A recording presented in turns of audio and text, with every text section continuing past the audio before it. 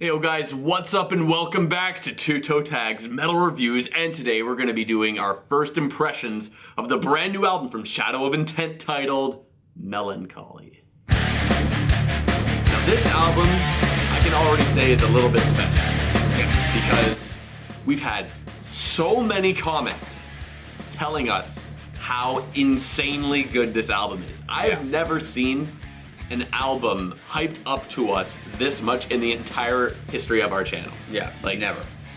It came out last week. We weren't able to do first impressions of it at the time, but now here we are. Yeah. And my expectations are high, I'm not gonna lie. With how much we've heard about this album, I'm really excited to get into it. We reacted to 3 singles. It's also true. All 3 of them mind-blowing. Yes. Top notch, blew our minds each time. I went back and listened to their last album, Reclaimer, which I've heard before. It wasn't my first time, but I went to re-listen to it, and I was like, yes, like this is a band that knows what the fuck they're doing. Just to put it in the most basic, primitive terms, that's it. They know what they're friggin' doing. But yeah, like TV Fish just said, we were getting messages, comments. People were DMing us on Twitter like, you gotta check it out, you gotta check it out, you gotta check it out, best album of the year, yada yada yada yada yada yada. We're hyped. The bar is way up here, man. Way up here. It really is. Well, we're gonna go listen to it for the first time in its entirety, and we'll be back in just a second to give you guys our first impressions of Melancholy. We'll be right back.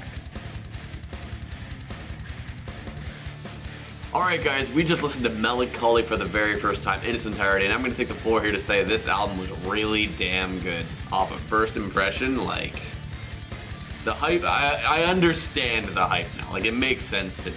And I feel like this album probably would have blown my mind more if I wasn't listening to Killswitch Engage for the entire past week. Like, I feel like going from a band like that to a band like this is a really big gear change, like a gear shift.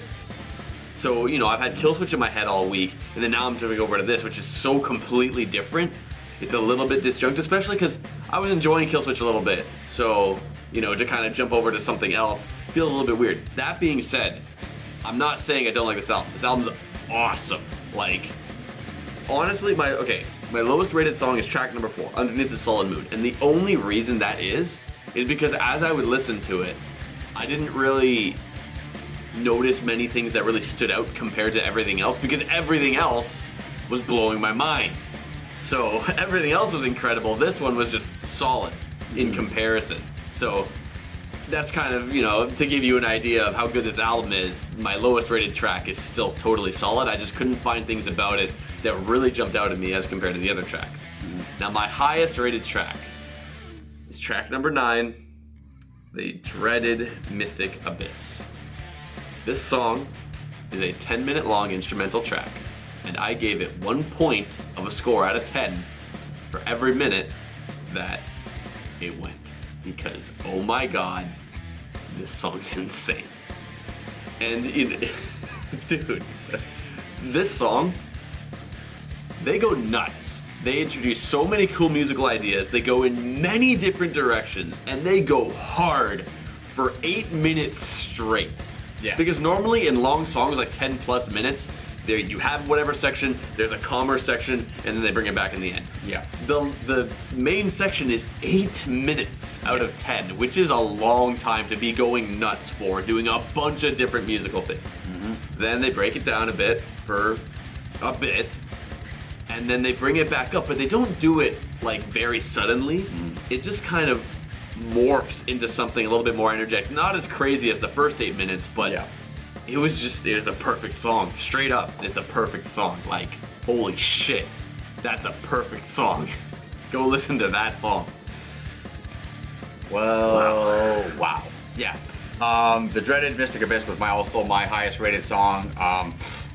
I got so many vibes from this song. It immediately reminded me of the Red Chord, which is a band that never gets enough praise. I wish those guys were still around. They had a song off one of their albums called It Came From Over There, which was also an instrumental. I got a lot of vibes from that song on this song. It just had so much happening. It kind of went to this Dream Theater kind of vibe at one point, where I was getting a lot of just guitar soloing. Like, if this guy's fingers weren't bleeding by the end of the song, then he's superhuman. He's not. Right? He was just shredding for the whole thing. It was awesome. Now, it's instrumental, but there was some slight vocal in there. If you heard the chorus, not the chorus, sorry, the choir. There was some slight choir vocals near the beginning and then towards the end of the song. Just very slight little hints of it. Nothing too stand out. There's no actual words were sung. So I guess you could still call it an instrumental since the voice is an instrument. But damn, man, what a track. I cannot wait to hear that again. Aside from that, the rest of the album, woo! Okay, I have described albums before as onslaughts of notes, onslaughts of just a wall of notes. And I've used that terminology in a bad way to say like, that's just too much. I'm gonna use that terminology for this album, but in a good way. Because this album is an onslaught of notes, but it's structured. It's well formed, and it's superbly, astoundingly performed in every aspect. That is true. Wow! These guys are so freaking tight, specifically the drummer. I was just mind blown. Wow. Can't even form his words right. That's how crazy it is. Okay, we've talked about the vocals of this band before. Ben Duer, or Dur. Ben, we'll just call him Ben. The guy's vocals are so deep, so vicious. And he's got the screams that are also vicious. Then he's got this shag rat voice. Then he's got these cleans that are just, they're like cool cleans. They're not sappy emo cleans that I don't like. The diversity of this guy is fucking remarkable. It's honestly insane that like so many songs feels like it's a different singer at some point. Yeah. And while there was a guest singer on, I think Barren and Breathless Macrocosm, which was Trevor Sternad, and that's awesome. Just like the fact that there's so many different voices on all of the tracks and it's all one guy. Like, that's insane. I wonder, and I'm not trying to take any credit away from Ben, but I'm curious if he uses a pitch shifter because he gets so low. Yeah, I know it's possible. It's entirely possible he's doing it, but his range is just unreal, man. It's I would not be surprised if he uses a pitch shifter on some of those vocals. I'm pretty sure there's an effect on the Shagrath voice. It's a digitized kind of effect.